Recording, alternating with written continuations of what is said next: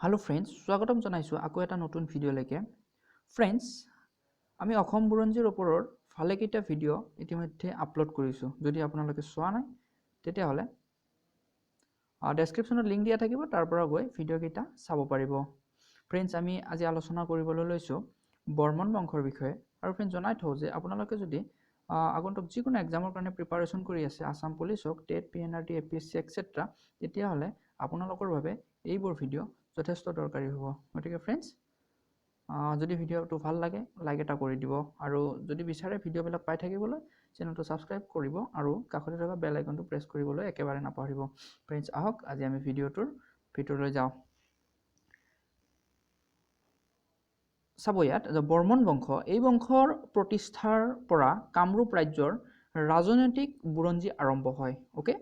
next চতুৰ্থ শতিকাৰ পৰা সপ্তম শতিকাৰ মাজ ভাগলৈ 350 ৰ পৰা 650 খ্ৰীষ্টাব্দলৈ এই বংশই ৰাজত্ব কৰিছিল ওকে পুষ্যবৰ্মন প্ৰথম ৰজা ঠিক আছে এই বংশৰ প্ৰথম ৰজা আছিল পুষ্যবৰ্মন গুপ্ত সম্ৰাট সমুদ্ৰগুপ্তৰ সমসাময়িক পুষ্যবৰ্মনে মহাৰাজ ধীৰাজ উপাধি গ্ৰহণ কৰিছিল ওকে নেক্সট অশ্বমেধ যজ্ঞ সমাপন কৰা প্ৰথম বৰ্মন বংশীয় ৰজা মহেন্দ্ৰ বৰ্মন ওকে নেক্সট ভূতি বৰ্মন এইজন ৰজাই লিখুৱা বৰগঙ্গা হিলৰ ফলিত গুপ্তাব্দ ব্যৱহাৰ কৰা হৈছিল ওকে হু প্ৰতিষ্ঠিত বৰ্মন এইজন ৰজাই অসমত প্ৰথমে ঘোঁৰা ব্যৱহাৰ কৰিছিল फ्रेंड्स এই যে ৰজাসকলৰ নাম কৈ আছো এইবোৰ হৈছে বৰ্মন ডাইনেষ্টি যেটো বৰ্মন বংশৰে ৰজা হয় সকলোবিলাক নিশ্চয় বুজি পাইছে এতিয়া চাব ভাস্কৰ